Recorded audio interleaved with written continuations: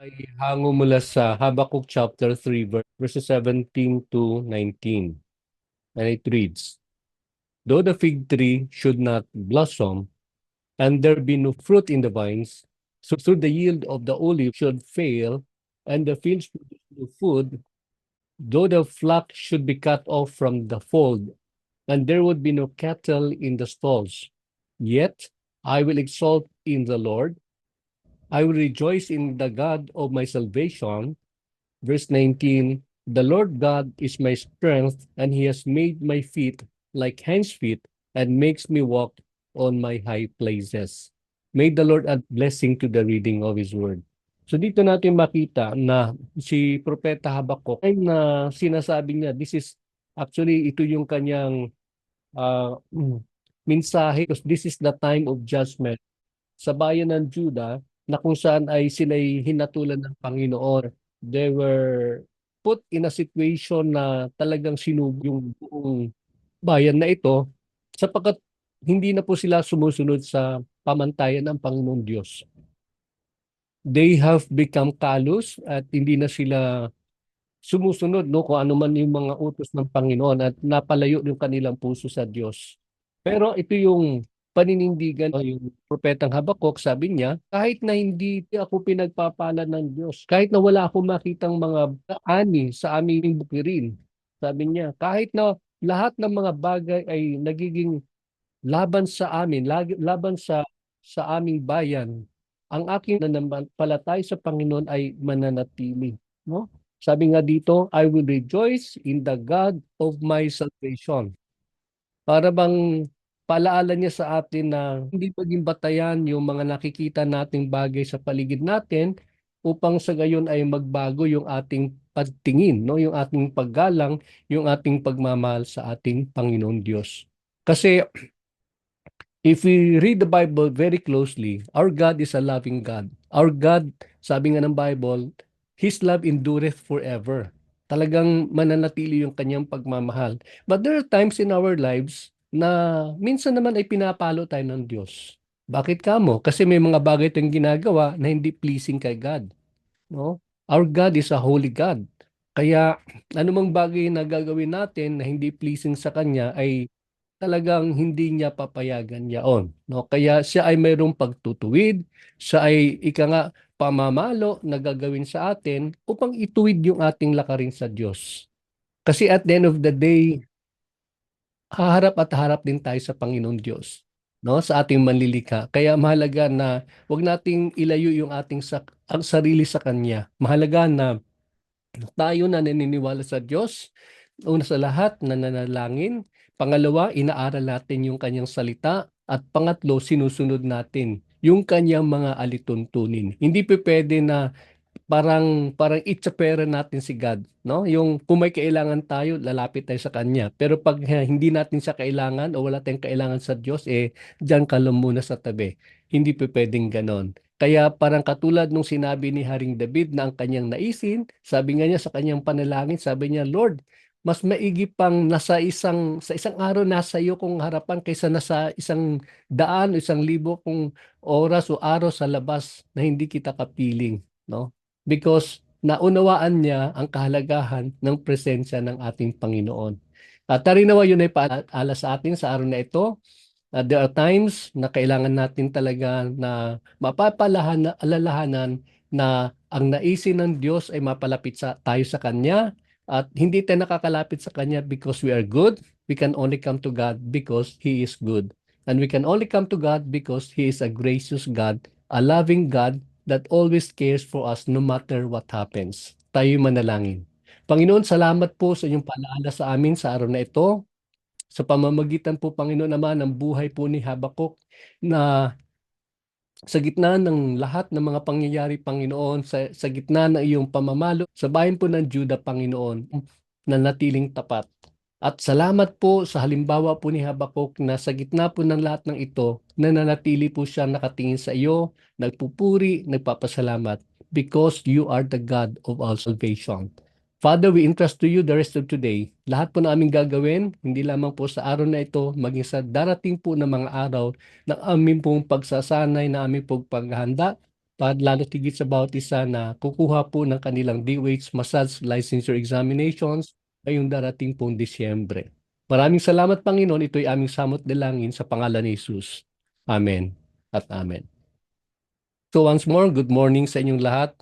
At dito naman po tayo, papatuloy ng ating pong ah, pangalawang araw ng ating pag-aaral. At kahapon, kung inyo malaala, tayo po ay nagkaroon na po nung talakayin kung patungkol doon sa history po ng massage. Hindi lamang po sa Pilipinas, maging sa ibang bansa, no, sa sa buong mundo. And if you remember, di po ba?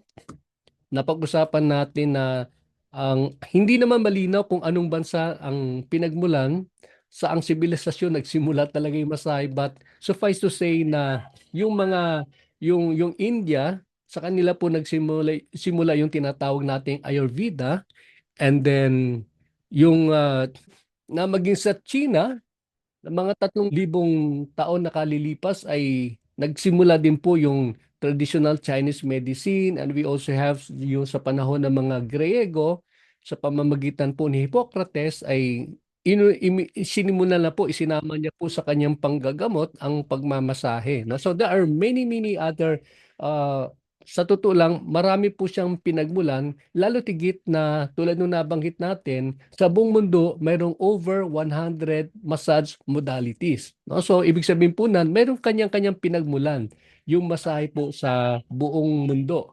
Hanggang sa ito'y nakarating sa Pilipinas noong taong 1975, kung nyo malaala, si dating Pangulong Ferdinand Marcos ay naglabas po siya ng Presidential Decree 856, at ito po yung tinatawag na Code on Sanitation of the Philippines, at kung saan din po ay sa Chapter 13 ng code na ito ay kanya pong inilabas ang pamantayan po ng pagmamasahe sa ilalim po ng pamagat na massage and sauna bath establishments.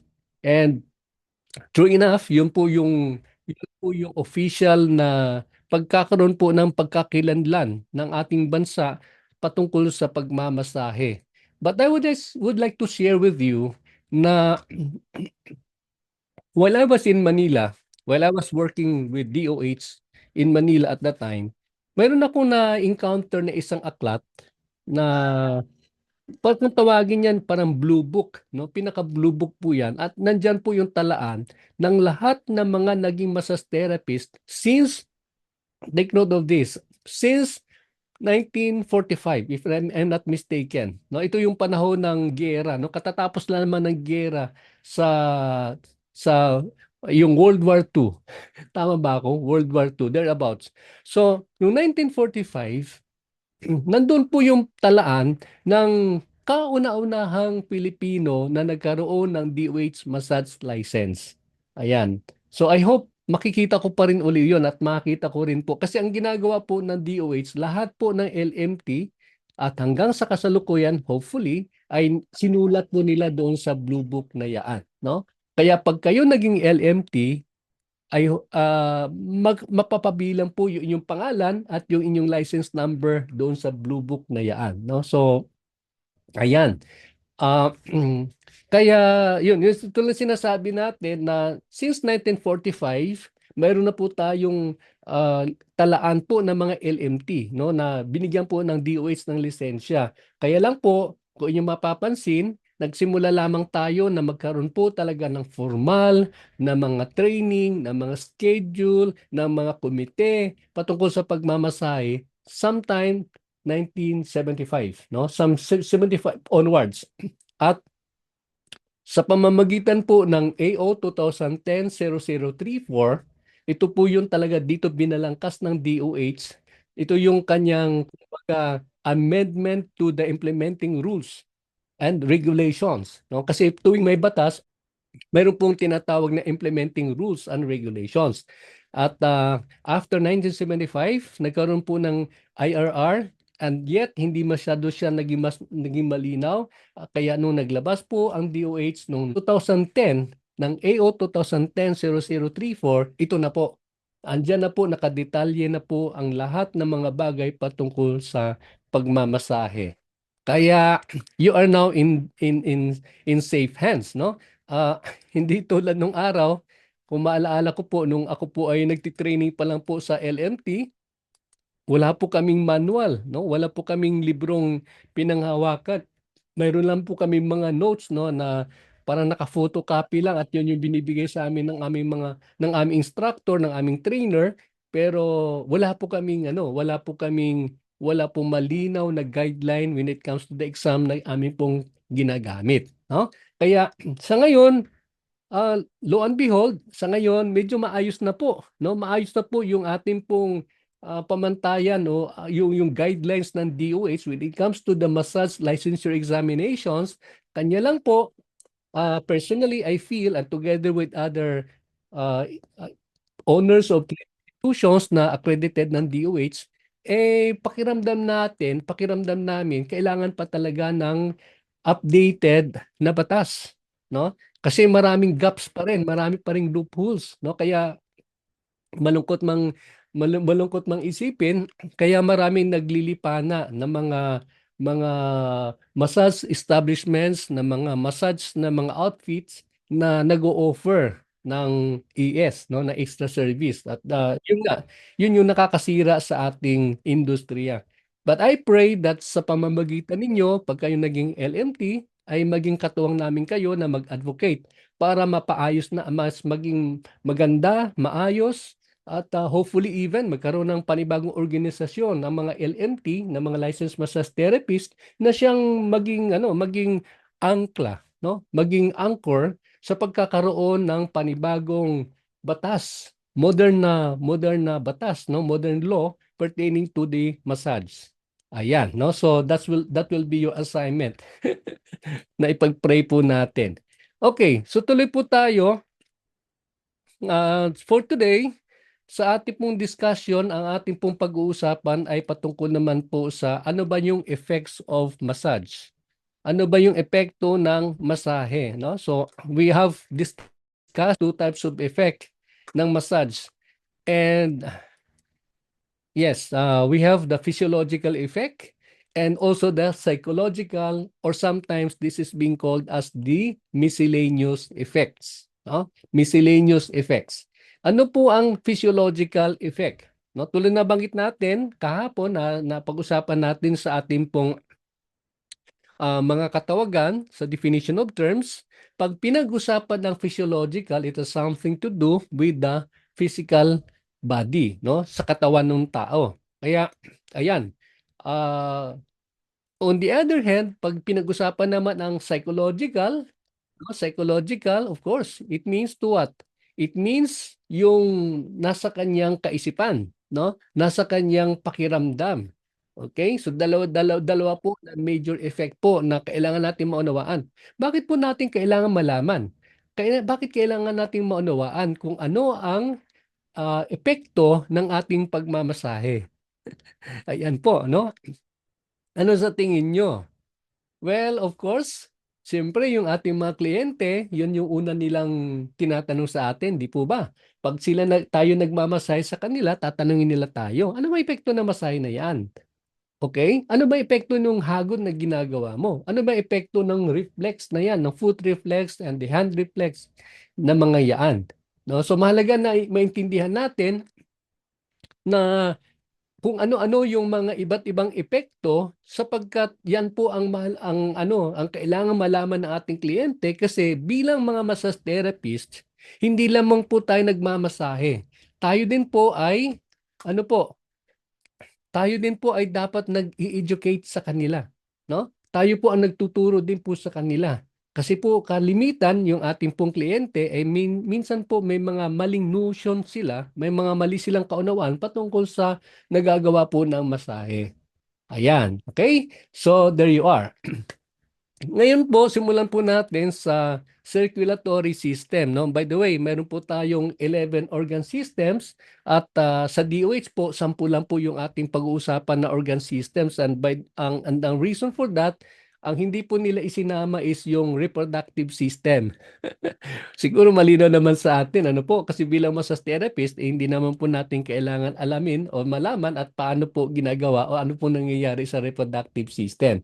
So yun lang po inomit po ng DOH. But for our purposes, ang unang-una na dapat nating magkaroon po ng kaunawaan, although medyo lumakdaw tayo ng konti, no, kasi wala pa tayo doon sa anatomy and physiology, pero po ayon po sa ating manual, ang una pong tiningnan po ay pinakita po ng DOH ang epekto ng masahe sa circulatory system. Now, question, ano po ang circulatory system? Okay? So ang circulatory system, bago natin matalakay po yung anatomy and physiology later on, ang circulatory system ay may kinalaman sa sirkulasyon ng dugo.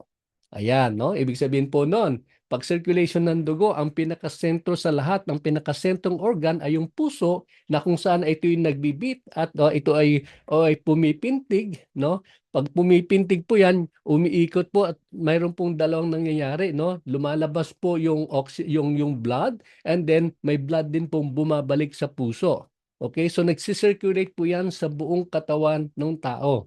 And sa buong sistema sa katawan ng tao, you have to remember na ang puso natin ang siya pong sa simula na tayo nabuhay hanggang tayo ay mawawala ng buhay, ang puso natin po ay hindi ni minsan man tumitigil sa pagtibok. No? So yan po yung pinaka-busy, no? Pinaka-busy na bahagi ng ating katawan. Now, balikan natin.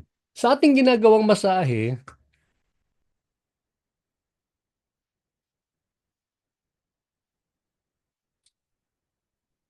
ang unang-unang epekto ng masahe po na ginagawa natin sa ating kliyente ay, sabi nga dito, dilates blood vessels. Ano po ang ibig sabihin po ng dilate blood vessel? Ang ibig sabihin po ng dilation o ng dilation ay yung pagkakaroon po ng pagluwag po ng mga blood vessel. Okay? Bakit po? Ano pong epekto po nun? Kapag ka mayroong kasikipan, yung ating blood vessel na kung saan ay dumadalo yung dugo sa katawan natin, ay magkakaroon ng problema po yan. No? Kasi hindi po magkaroon po ng laya ang ating pong blood, ang ating dugo na i-distribute yung kailangan po nating sustansya sa katawan natin, na i-distribute yung kailangan po nating oxygen sa ating katawan, na i-distribute at maging sa pagbalik na po no ng ating pong dugo from the cells. Later on you will find out pag bumabalik sa puso naman po yan, dala-dala man po yan yung mga carbon dioxide, yung mga toxins, lahat po na kailangan i-eliminate sa ating katawan. No? So kailangan po maganda po yung daloy po ng dugo sa ating katawan. Okay? So the effect of massage, particularly pag pinag-usapan po yung masahe sa 5 basic strokes, I do not know if you uh, are already familiar, except for those old students among us, siyempre, familiar na tayo sa 5 basic strokes. Ano po? Ano po yon? Effleurage, petrissage, friction, taputment, and vibration. So yung 5 yaon, sa 5 yaon na mga blood, sa 5 massage strokes na yaon, ang kapansin-pansin na nakakatulong sa tinatawag natin na dilation ng blood vessel ay yung effleurage. Ayan, no? Effleurage, so ibig sabihin po noon, yan, pakilala ko sa inyo, aking kaibigan. Effleurage using your palm. And you have to take note, my friends, na ang masahe po, lalo na kasi sa DOH, ang ating pong gagamitin po among all the 100 massage modalities, Swedish massage po yung gagamitin po natin na massage modality. At tulad sinabi natin kanina, ito po yung binubuo ng limang basic o payak na mga massage strokes. So, Effleurage, we do that one, and Petrissage, we also do that one. No? Tumutulong po siya na magkaroon po ng dilation ng mga blood vessels. No? Ibig sabihin po nun, ay lumuluwag po, natatanggal po anong pagbabara na iyan at tumutulong po siya upang magkaroon ng laya na kumilos ang ating dugo sa ating pong katawan. Okay? Now, kaakibat po dyan is yung improvement ng blood circulation. No? So, tahi-tahi na po yan. No? Pag dilated yung blood vessel, malaya po, mas madaling kumilos po yung dugo. No? Sa sirkulasyon natin, mas malayo po siyang kumilos. At the same time, ganun din po mangyayari po sa dugo na babalik po sa ating puso. No? Sa ngayon pinag-usapan lang po natin yung epekto, but later on we'll go into the details. para mas maunawaan natin kung paano po nag-sumisirculate yung dugo sa katawan ng tao. Okay? Then, kasama din po dyan, kapag na-improve na po yung blood circulation, dilation to the improvement of the blood circulation, ay tutungo na po yan, magkakaroon na po ng pag-decrease, no? Pagbaba ng blood pressure. Ayan, no? So, pag sinabi natin mababang blood pressure, kung ang pressure na normal ay 120, no? Personally, 120 po yung sa akin, 120/80, yun po, bababa po siya kasi po kapag mataas ang blood pressure, magkakaroon po ng kapaguran yung ating puso na mag-pump po ng dugo, no? Kasi yung nga po may mga bara-bara po siya. Pero kapag malaya po siya nakakilos, then naturalmente bumababa yung blood pressure. Nagno-normalize yung blood pressure ng isang tao, ng ating kliyente. Okay. The next one, the last in the list is replenishes nutritive materials. Ano ibig sabihin po ng replenishment? Ang ibig sabihin po ng replenishment ay siya tumutulong para mai-supply na maayos ang kinakailangan na ng nutrisyon ng ating pong selula, no? Later you will find out that the basic unit of life is the cell.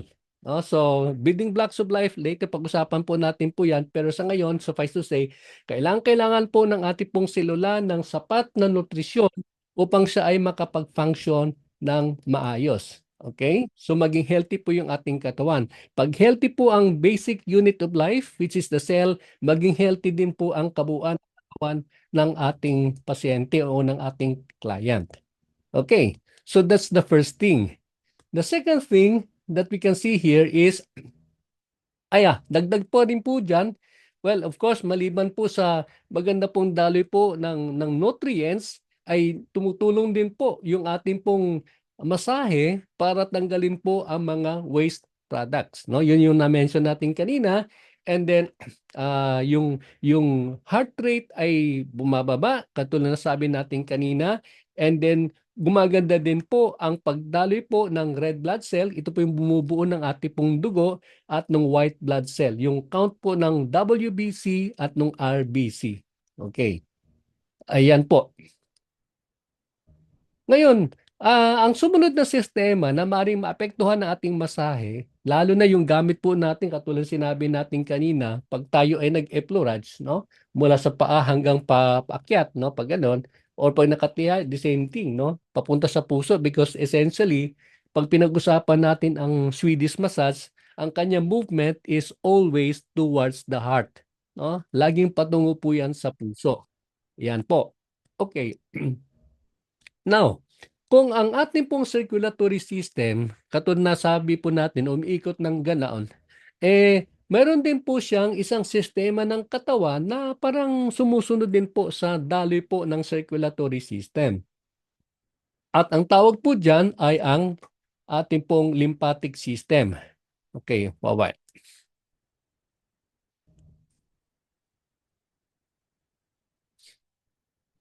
Ayan. So, lymphatic system. Ano naman po yung lymphatic system? Ang lymphatic system ay binubuo ng mga lymph at ng mga lymph nodes, the one that you can see here. Ayan, mga kulane and everything, na ang kanyang pinakatanging layunin ay para mag-supply ng white blood cell sa mga area, sa bahagi ng ating katawan na mayroong pong threat mula sa mga invasion ng mga harmful na mga microorganisms. Ano pong gagawin po ng ating lymphatic system? Sila po yung gumagapi, no? Sila yung first line of defense pag dumadating po yung mga harmful microorganisms na yan sa ating katawan. Ayan po, no? So, here we are, going back sa ating pong benefit, no? Sa ating pong effect ng ating masahe, ang una sa lahat na mapapansin po natin, gawa ng ating pong effleurage ay yung tinatawag na improvement ng circulation ng lymph. At ito yung lymph na sinabi natin na mga white blood cells at yung mga lymph na yan, siya yung gumagapi sa anumang harmful microorganisms na maring maminsala sa katawan ng tao. Okay? Second thing that we can see here is binabawasan po niya yung edema. Ano po yung edema? Ito po yung pamamanas, no? Ito yung pamamanas. Ang pamamanas ay sanhi na nangyayari po yan kapag hindi po nakakadaloy na maayos po yung dugo sa ating katawan, no? Nagkaroon po ng kumbaga nagkakaroon po ng confinement at hindi po siya nakakadaloy ng maigi, no? So, yun po yun. Pagka minasay yung client natin, lalo na kung ang masay ay gamit po tulad ng sabi natin pa ulit-ulit kanina ay Efloraj, no? And sometimes the Petrisaj ay ito yung nakakatulong para mabawasan po ang pamamanas. Okay? Kung bawas pong pamamanas, ang sumunod na benepisyo na makukuha naman po ng client po natin ay nagkakaroon po ng pagbawas ng bigat o ng timbang, no? Sapagkat yun nga po natahi natin kanina sapagkat wala po naibsan po yung pamamanas na sinasabi. Okay. The next one is the integumentary system. Ano po ang integumentary system? Ang integumentary system ay maituturing na pinakamalawak, pinakamalaki na organ system sa katawan ng tao. In other words, ito po ay malaki, pinakamalawak, kumbaga, uh, paano natin i-describe? Uh, Importante, no?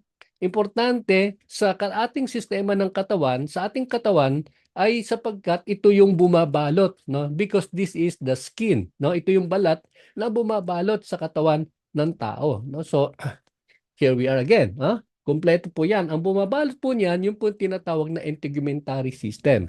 Again, confine lang muna tayo sa benepisyo kasi hindi na natin muna pag-usapan yung mga detalye when it comes to the organ systems. Pero po ang una sa lahat ay tumutulong po ang masahe natin upang mabawasan yung body or skin temperature. Okay? So pag sinabi po natin, lalo na po maganda yung hagod na ginagawa po natin, naiibsan po yung init ng katawan, nagno-normalize po siya, at yun nga po ang isang dahilan na kung saan ay makakapag-function po na maigi po yung ating sistema ng katawan, no? Uh, the second thing is nagkakaroon po na improvement ng skin condition. So pansinin po ninyo kapag ka nagmasahe po tayo at yung masahe po na ginagawa po natin ay na-apply po natin yung 5 basic strokes ay gumaganda po yung texture ng balat ng ating client. And then tumutulong din po siyang stimulate yung oil glands at nababawasan yung tinatawag na skin dryness. Okay? So yun po yung mga tandaan po natin when it comes to massage. Ito po ang mga benepisyo lalo tigit patungkol sa ating pong mga sa ating balat. Okay, moving forward. The next one is sa nervous system. Okay, ano naman po yung nervous system? Yung nervous system po natin, kung inyo pong maalaala, ang nervous system po ay siyang may control ng lahat ng bagay patungkol sa memorya ng tao, patungkol sa pagkilos po niya, gamit po yung ating utak at yung iba't ibang mga bahagi po ng nervous system na yan, katulad po ng ating po mga nerve glands and so on and so forth. Now, okay. So ano po ang pangunahing nagagawa po ng ating pong nervous system? When we do the massage, ang ating kliyente po ay nagkakaroon po ng pagbabawas ng stress at ng anxiety, no? Although minsan po ay medyo ano po siya, no, medyo manipis po yung difference niyan doon sa psychological effect, no? Itong ating pinag-usapang nervous system, but just the same, tumutulong po siya na maibsan po yung ating pong naranasang stress at anxiety sa pamamagitan po ng pagkakaroon po ng good feel, no, sa sa katawan ng ating kliyente. Okay. The next one is the ability to relax. Yan, no? So tumutulong po siya na mai-relax po yung katawan ng ating client. And of course, sabi nga din po, nagkaroon po ng pagbabawas ng beta wave activity. At yung beta wave activity po natin ang siyang pangunahing dahilan kung saan po ay yung ating pong ika nga yung ating yung kamalayan po natin ay minsan po napaka-hyper po natin, ano po? At ang masahe po ay nagbabawas po niyan at nagbibigay po ng kaukulang relaxation sa katawan ng ating client. On the other hand, ito naman po, papasok po yung tinatawag natin na pagkakaroon na increase ng delta wave. Ano naman po yung delta wave activity? Yung delta wave activity, ito naman po yung nagbibigay ng deep sense of sleep, no? So, kung yung isa naman kanina, the beta wave, yung kanya activity na parang nag-focus ng na naging hyperactive yung isang tao, nababawasan, ito naman po pagdating sa masahe po natin, tumutulong din po siya na maibsan yung delta wave, ma-increase yung delta wave activity which induces sleep and relaxation to our clients. Okay? At ang sumunod naman po, activation po ng sensory receptors. Ano po yung sensory receptors? Ito po yung kakayahan po ng ating katawan na mag-react, no, sa mga situation sa ating pong sa pamagitan po ng ating pong mga balat, no? Mayroon po siyang sensory receptors. Ibig sabihin po nun yung kanyang sensitivity level ay mataas. Madali po siyang mag-respond, hindi po siya manhid sa mga nararamdaman niya, sa mga naengkwentro niya sa kanyang outside environment. Okay? Next. Ang sumunod naman ay endocrine system. Ito naman po ay patungkol naman po sa iba't ibang mga ah, iba't ibang bahagi ng katawan po natin na sa sistema po ng endocrine ay nagpuproduce ng mga chemicals na kailangan po natin sa growth ng tao, kailangan po natin sa pag-produce po ng mga anong tawag po niyan sa pag-propagate po, no, sa when it comes to the reproduction, kasama din po yan yung ating endocrine system and so on and so forth. Now, ano po yung una po niya nagagawa? Ang unang nagagawa ng masahe po natin ay yung pagkakaroon ng pagtaas ng dopamine level. Ano po yung dopamine level? Katulad na banggit natin kanina, may kinalaman din po siya when it comes to relaxation, no? Pagka mataas po yung ating dopamine level, mataas po yung ating tolerance sa mga iba't ibang mga stress na maaari nating ma-encounter sa araw-araw. Okay? So pagka ganun po yung ginagawa natin sa client natin, nag-i-induce po siya na tumataas po yung dopamine level at nagkakaroon po siya ng good feeling, no, sa sarili po niya. Okay? The next one is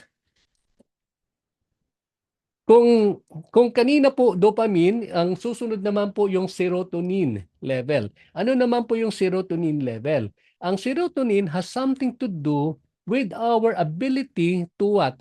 Nagtataas po ng threshold natin when it comes to pain, no? Yung ability natin na pagka tayo ay nagkaroon po ng nararamdaman po na kunwari na tayo nagkaroon po ng trauma,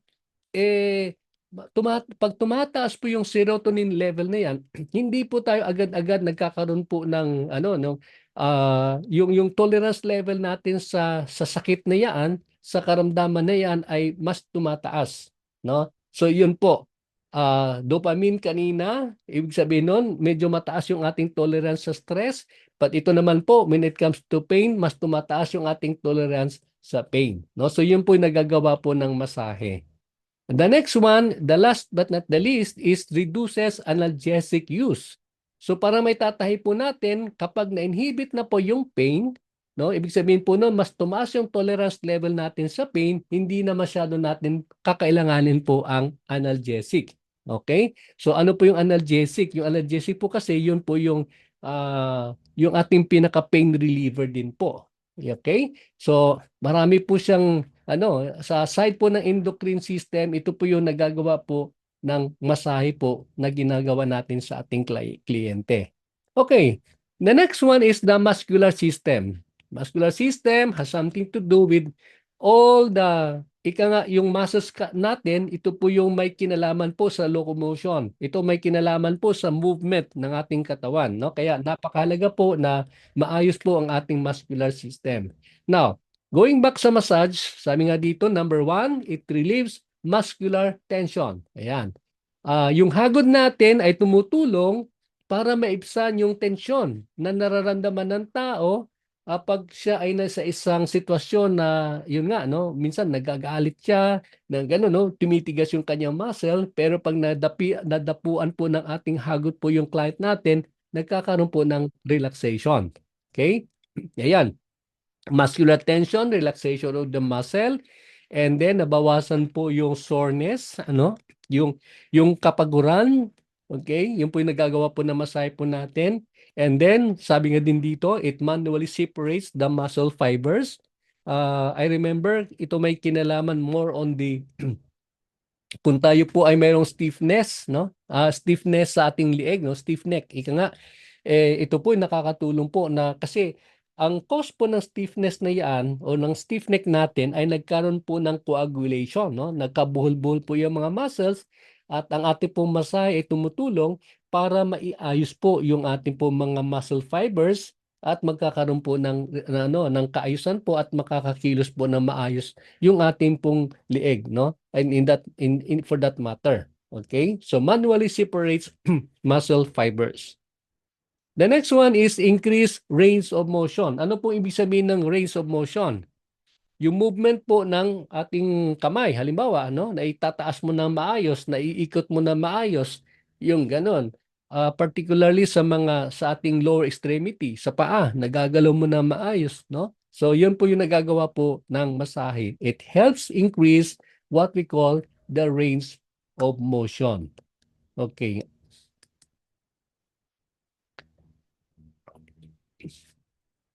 And yan, moving forward, ito po ang tumutulong na magkaroon po ng balance and posture. So sa ating masahe, pag tayo po ay nagbibigay po ng masahe sa client po natin, nakakatulong po siya na makatayo po na maayos, no? And I'm not saying na yan po yung cure para sa vertigo, pero malaking bagay po yung masahe na yan sapagkat naging maayos po ang pagtayo ng ating pong mga client, no? And of course, the flexibility, no? It has something to do with range of motion as well, no? Madali mong maiunat, maigalaw yung iyong katawan kapag ka mayroon pong mga, kumbaga, may mga instances na kailangan po ng reflex po natin. Yan po ay nakakatulong para mas maging reactive na madaling mag-react yung ating pong muscles given a certain situation. Okay? At ang panghuli, nagkakaroon po ng toning ng mga weak muscles. Kapag ang muscle po ay dahilan po sa mga trauma or anything similar to that, naibabalik po ng maayos yung kanyang pagkilos at natuto na maayos at naging maganda yung pag-function po ng ating pong mga muscles sa ating katawan. Ayan. And the last, no, this is not yet the last, I suppose. The next one is the respiratory system. Ano po ang respiratory system? Ang respiratory system ay may kinalaman sa ating paghinga. Okay? Paghinga. So, yan po yung tumutulong para makapasok po yung oxygen sa ating pong katawan sa pamamagitan po ng ating mga baga. Okay? And then, ini-expel niya po yung mga carbon dioxide, no? Again, sa pamamagitan po ng ating baga, na-i-expel po yan, nailalabas po yan, no? Kaya yun po yung kanyang cycle. Pasok po ng oxygen, lalabas po yung carbon dioxide. Now, benepisyo. Okay, anong benepisyo ng masahe natin? Nare-reduce yung respiratory rate. Ibig sabihin po noon, pagka-reduce or maayos po yung ating paghinga, mas maganda po ang pagdaloy po ng oxygen sa katawan ng tao. And then, ang pangalawa po ay napagpatibay po yung respiratory muscles, yung kakayahan po nating huminga, no? Kakayahan po nating magpasok ng oxygen at kakayahan din po nating mag-eliminate ng carbon dioxide. Nabawasan po yung mga instances ng asthma attack. Okay? Kapag ang patient po natin ay asthmatic at nabigyan po siya ng magandang masahe, ito po'y nakakatulong maibsan po yung atake po ng asthma. Okay. And the next one is increased fluid discharge from the lungs. No? Ibig sabihin po noon ay nai-eliminate po ng maigi yung mga plema na maring magkaroon ng cause ng problema sa ating mga baga. Okay? So, yan po yung benepisyo po ng masahe when it comes to the respiratory system. Digestive system. Ito naman ay may kinalaman sa pag-process ng pagkain, no? Pag-masticate ng pagkain na kinakain po natin, and then ito po ay natatransform into nutrients as it goes down the line dito po sa ating pong digestive system. Okay. Ano po yung unang-unang benepisyo na masahe po natin? improvement of the evacuation of the colon. Ano pong ibig sabihin po nun?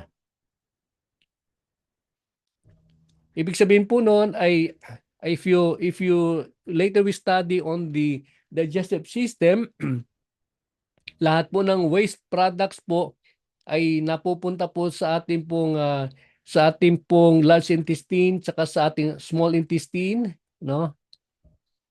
Small intestine and large intestine, and then eventually ito po ay na-eliminate. Ngayon, ang isang sanhi ng pagkakaroon ng ah, tawag ng problema sa ating sistema ng ating pong digestive system ay yung yung pagkakaroon ng pagbara ng pagdaloy po ng mga waste materials, no, sa pagkain ating kinakain.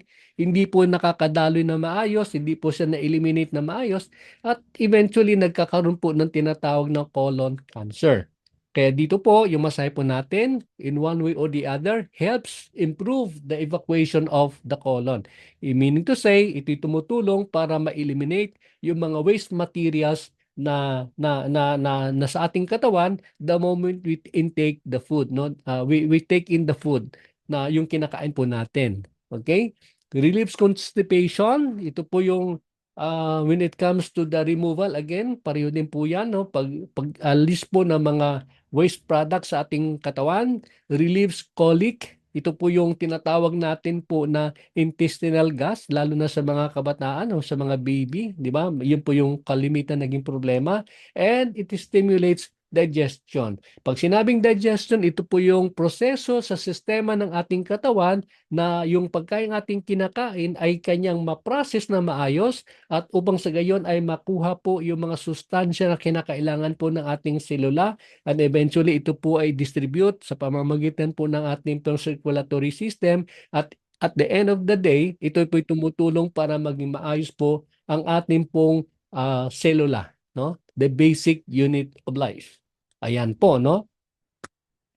And the next thing is the urinary system. Ayan, may kinalaman ito sa pag-ihi po natin, ano? The urine output. So pag kami nasayan natin yung client natin, tandaan po natin, tumutulong po tayo na magkaroon po siya ng maayos po ng yung palaihian po niya maging maayos. I do not know with you, but ako personally, pagka ako'y nagpapamasahe, normally po ang aking next na gagawin after an hour of massage is to go to the comfort room kasi naiihi po ako. Okay? So, yun po yung isang bagay na nagagawa po when it comes to the physiological aspect ng ating pong masahe, no? Na process po at na-enhance po yung ating palaihian ay mas naging maganda, no? Nakakaihi po tayo na maayos. And we have only two here. The second one is the improvement of the excretion of metabolic wastes. Pag sinabi natin metabolic waste, ito may kasama din po, no?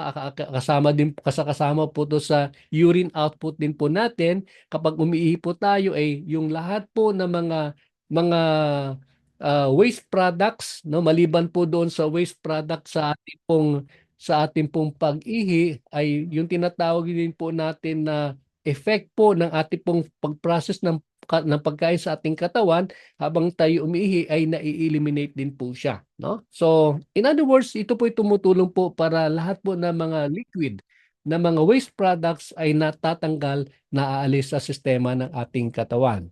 Okay? So, ayan po. Kaya pag tinanong po tayo, di ba, pwede natin ma-explain sa ating mga client ano ang mga benepisyo ng ating masahe. We have said kanina, from the skin down to the muscular system. Ang hindi lang po natin nakitaan dito is yung skeletal system, ano po, but the rest has something to do, or it helps improve the functioning of the various organ systems sa ating katawan sa pamamagitan po ng ating masahe. Ano po ang gamit po natin na masahe? We have five, no? We have five basic massage strokes. We have the effleurage, the petrissage, the friction, taputment, and vibration. But among these five, ang pinaka-dominant sa lahat na nakakatulong siya sa functioning ng ating pong sistema ng katawan ay yung number one sa aking assumption is the effleurage, no? So kapag naggumagawa po tayong effleurage, both na yung client natin ay naka prone position or naka-supine position, nakatihaya, no? Hagot po natin ay yung effleurets. When you say effleurets, it consists of long, broad strokes. Ayan po. At marami pong mga maganda pong epekto na gagawa sa sistema ng ating pangangatawan. Okay?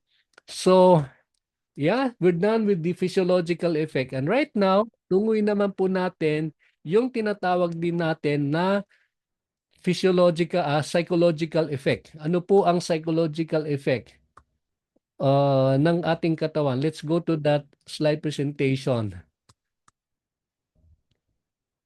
Okay. Well, going to that, baka mayroon kayong mga clarification, mayroon kayong tanong, and well, I'm moving to the next slide presentation. Pwede kayong magtanong. Do you have any question or clarification, class?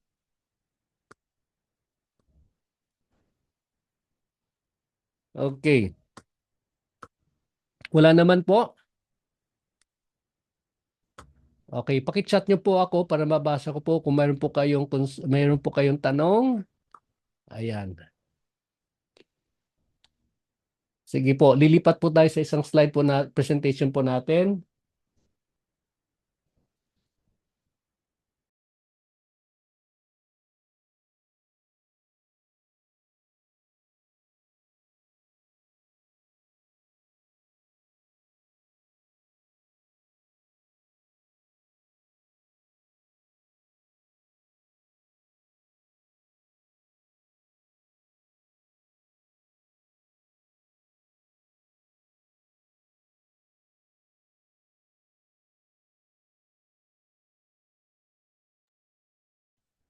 Ayan. Ulitin natin kanina, pinag-usapan po natin wi- ah, yung physiological na effect na masahe. At sa ngayon naman po, sa mga nalalabing oras ng ating pag-uusap sa araw na ito, pag-usapan naman natin yung tinatawag na psychological or sometimes this is called as the miscellaneous effect of massage. Okay. So, what's the first one? The first thing na magkakaroon po ng epekto sa masahe natin, and by the way, ayan po, no? Pag sinabi po nating psychological, refers to the impact that receiving a massage has on a person's mental and emotional well-being, no? So, mayroon pong kinalaman sa kanyang kaisipan, mayroon pong kinalaman sa kanyang nararamdaman. Okay. And it says here that massage therapy does not only have physical benefit, but it can also have significant psychological benefits. I do not know with you, pero sa akin po, madalas nakakaroon po ako ng inkwentro sa mga clients, no? Minsan naririnig ko po na may mga tao po na tila minsan addict na sa massage. I do not know if you have encountered that, no? May mga tao po na talagang hinahanap-hanap nila, no? Yung masahe. And even, I have even encountered this story na mayroon daw isang mama, gusto na daw magpakamatay. I do not know kung narinig yung kwento na to. Nasa ano na siya, nasa pedestal na, gusto nang tumalon yung tao na to. Nagkataon may dumaan po na massage therapist. Tinanong yung mamang ito, anong gagawin mo diyan, ma? Ay, gusto ko na magpakamatay. Walang kabuluhan yung aking buhay. Mga gano'n, no? Mga ganung drama.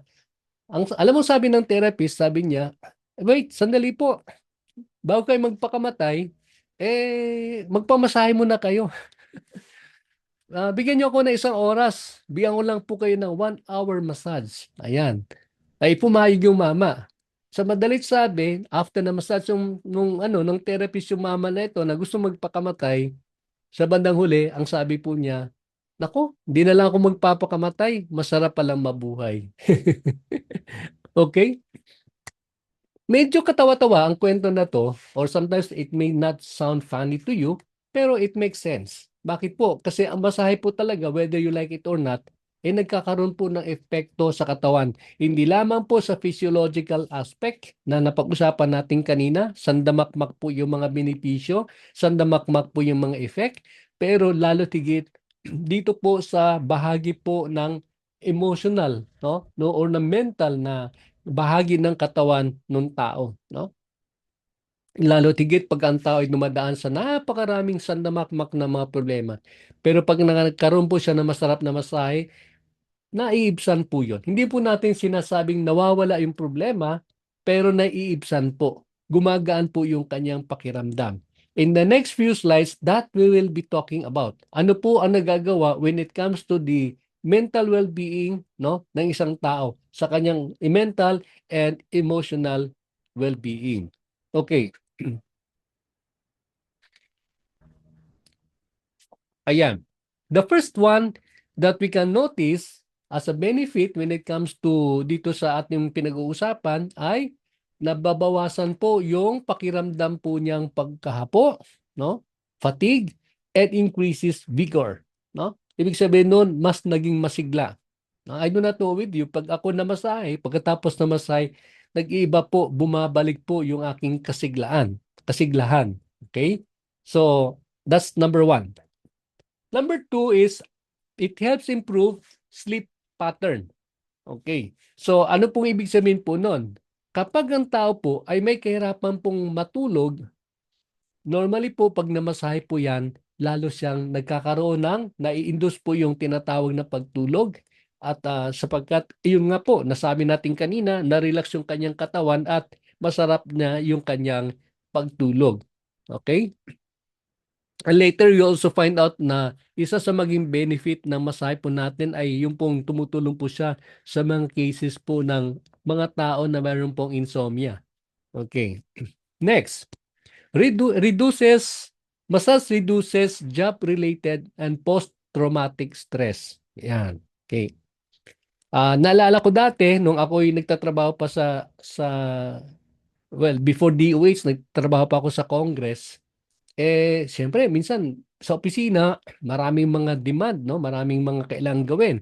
Lalo tigit yung opisina po namin, I belong to the Congressional Library. Kami po yung source po, yung lalong unit po namin, no? Nasa archives po kami. Kami po yung source po ng mga information kapag may kailangan po yung mga congressman ng mga kumbaga ng mga mga cases o mga pangyayari na kailangan ng supporting document, talagang kami yung pinupukpok. Kailangan i-produce namin yun, kailangan ibigay namin yun, at ora mismo, kailangan idalhin namin doon sa plenaryo, dalhin namin doon sa congressman na humingi ng data. So, ibig sabihin po noon, maraming stress. Marami pong stress. Kaya, ayun, pagka ang isang tao ay napunta sa isang stressful situation, and then, here you are, mabigyan ng masahe, nakakatulong po yan para mabawasan po yung kanyang naramdamang stress. Ayan, no? So, any job-related or any trauma na kanyang maaaring ma-encounter, kapag ka namasahe po, ultimately, definitely, nagkakaroon po ng pag-ibsan. No? Naiibsan po yun. Nare-reduce po siya. Okay? And the next one is the improvement of the mood. Yung kanyang nararamdaman. No? Kung nasa bad mood siya, was na bigyan mo na masahe, kahit na po kaibigan, no? Kahit na po mga nakaupo lang, no? If you give a good shiatsu sa isang tao po na wala sa mood, na hagod-hagod mo ng ganyan. 'Di ba? Pakiramdam ng tao niya maya-maya nakangiti na, no? So yun po yung nagagawa po niyan. And yan, feeling of anger. Okay?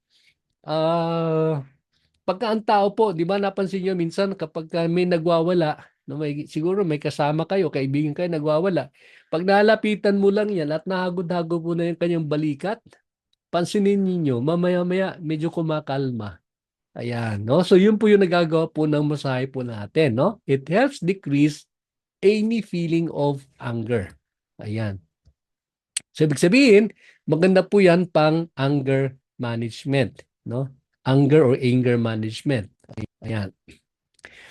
The next one is self-esteem. Bakit po ang tao kalimitan yung kanyang pagtingin sa sarili niya po ay mababa, no? So, meaning to say mababa yung kanyang estima, no, self-esteem, no?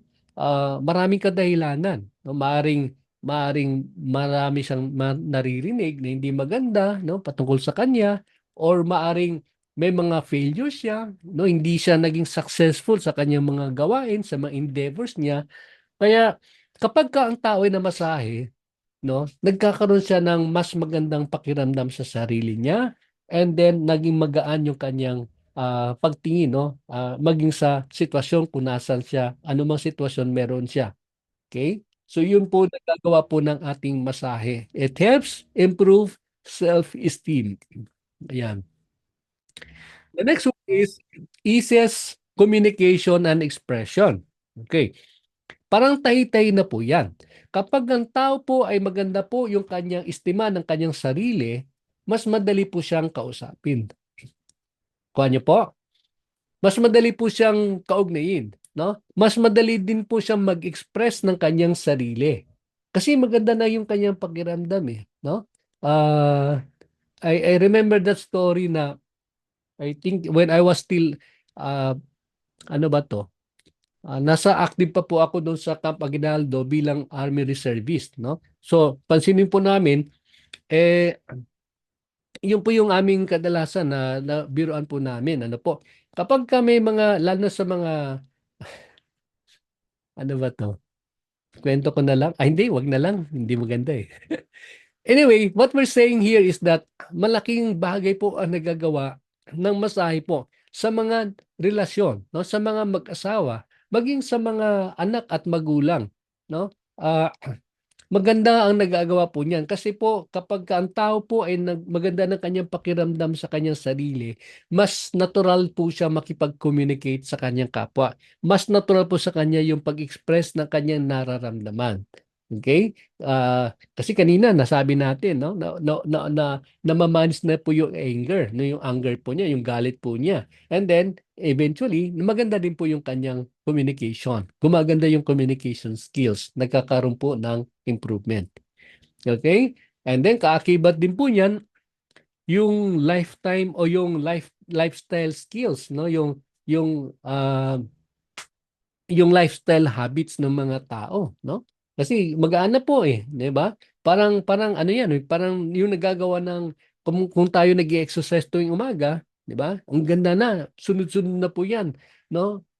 Siyempre, pagka nakapag-exercise ka, susunod na po 'yan yung consciousness mo sa tamang pagkain, yung mga ganun, 'di ba? Of course, kasama din po 'yan yung the way you treat other people, tahi-tahi na po 'yan. So ganun din po sa pagmamasahe. Nakakatulong po siya na ma-improve po, ma-enhance po yung magkakaroon ng healthy lifestyle. Ayan, no? And then, yung physical well-being, ayan, nakakatulong na po siya. And then, panghuli, which I would like to emphasize a little more, is yung tinatawag na touch aversion. Okay. Ano pong ibig sabihin po ng touch aversion? Alam po ninyo, may mga tao po na talagang naiilang, no? When it comes to touch.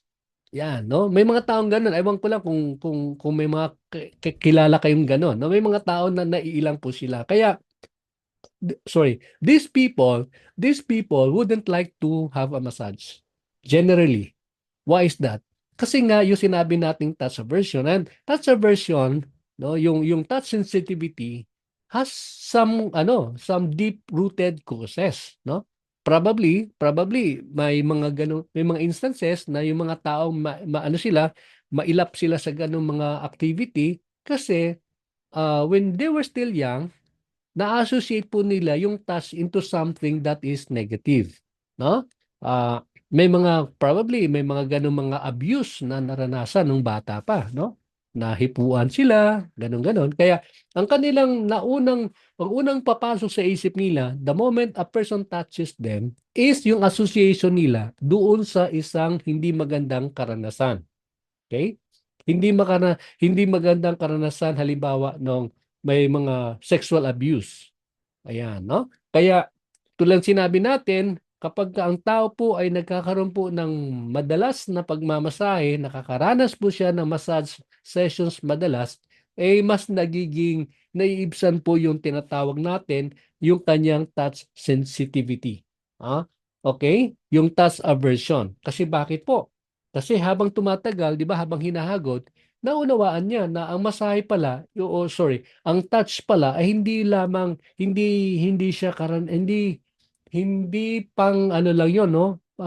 As a means of abuse, kung hindi po ito po ay isang paraan para ang tao po ay mas maging healthy, no? So kaya po pag naunawaan niya po yung effect na massage that way, is ma-appreciate niyo po yung kanyang yung masaheng ginagawa sa kanya, eventually nawawala po yung ganong klaseng ika nga touch sensitivity. Ayan. Mahaba pong talakayin po yan, pero karaniwan yan po ang nangyayari, no? When it comes to mga psychology na mga pinag-uusapan, no? Kasi may kinalaman po lagi po yan. Okay? Kaya parang example lang po. Bakit may mga bata dati, no? Ewan ko lang kung napapansin nyo. Bakit may mga bata na, kunwari, ayaw nilang kumain ng ampalaya? Ayan. May relasyon po yan nung bata pa po sila, no? Kasi maaari po nung bata po sila, pinipilit po sila, pinagdidildilan sa kanila yung ampalaya. Kainin mo yan, ganon.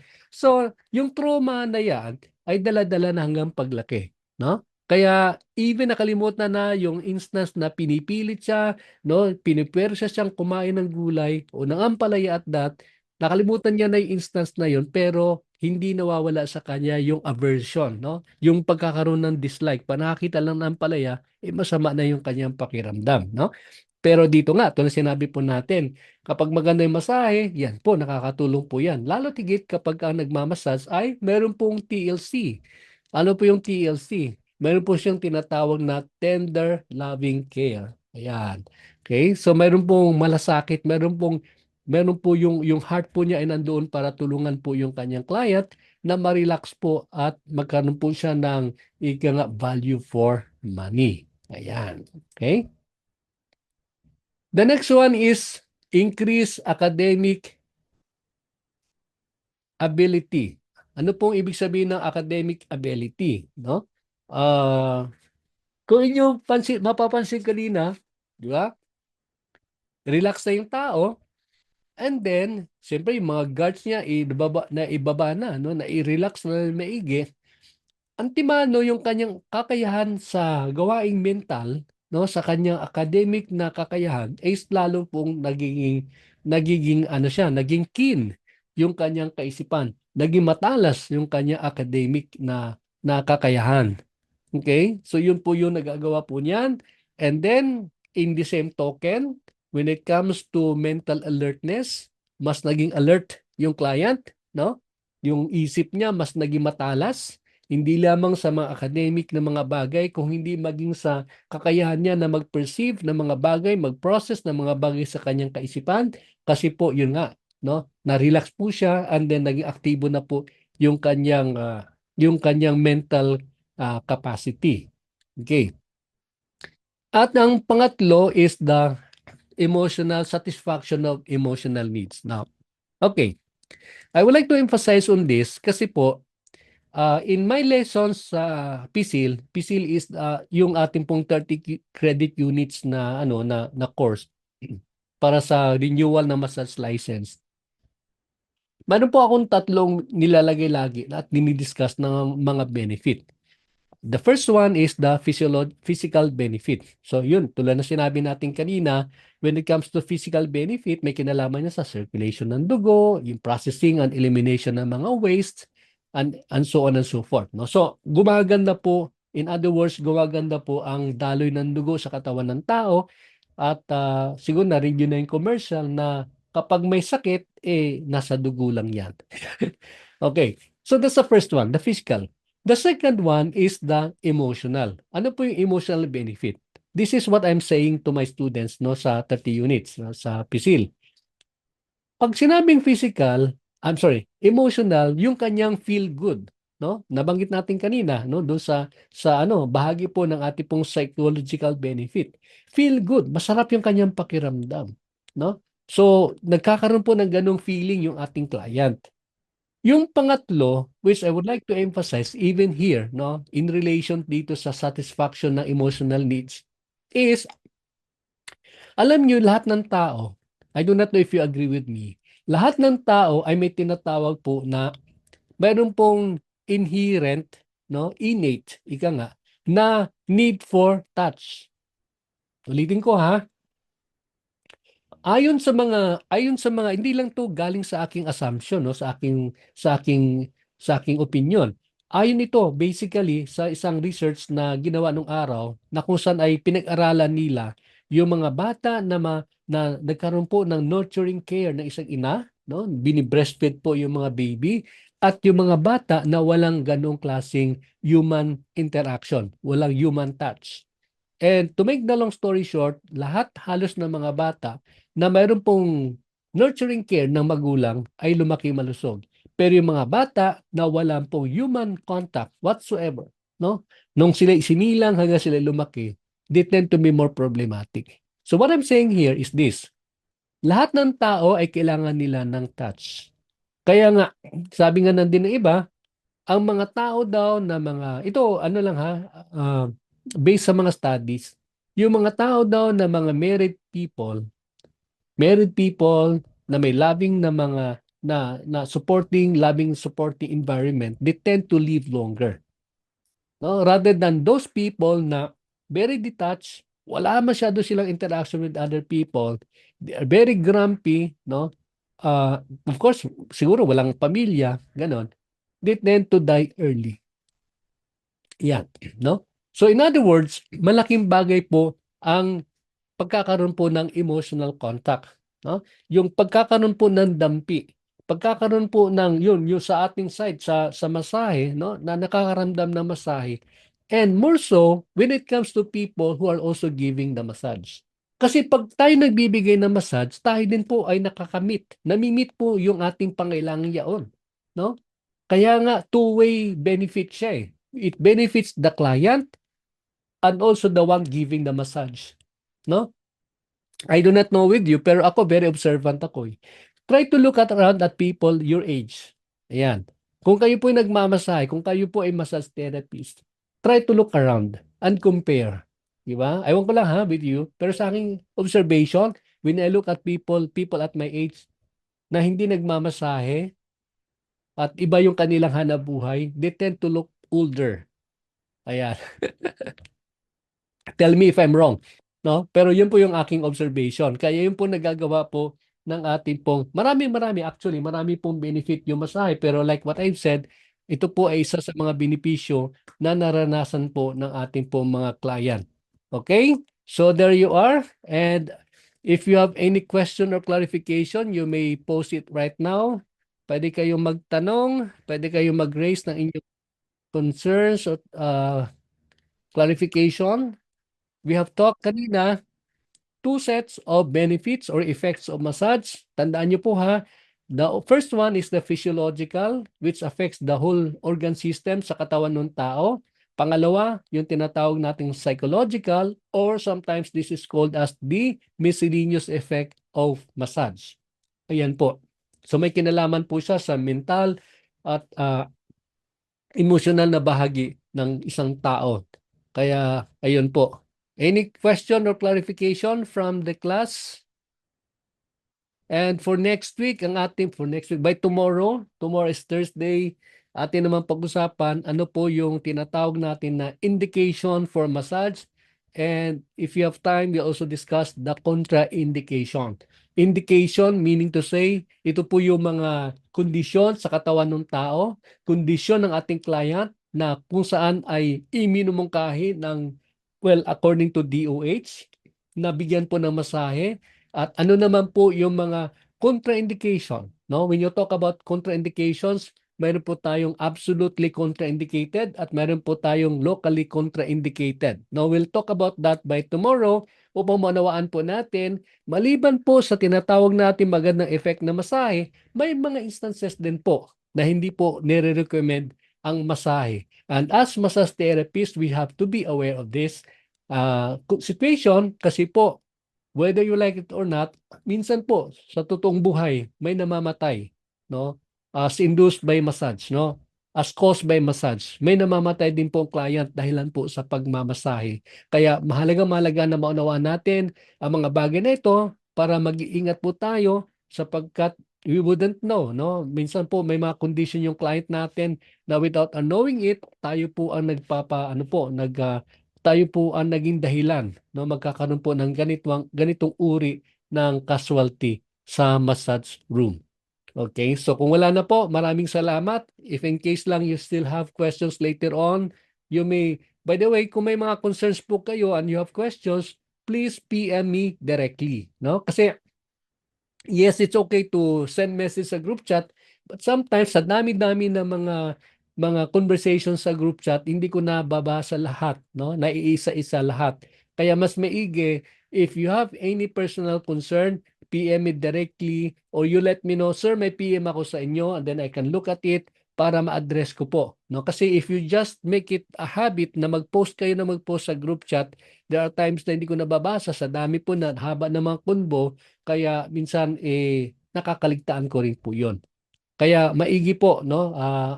Mas gusto ko po na you send me directly sa aking PM and you let me know. And by the way, there are times also gusto ko lang kayo i-warn na I have two accounts, no? One is Benji Eugenio LMT and another one is Benji Eugenio MPA.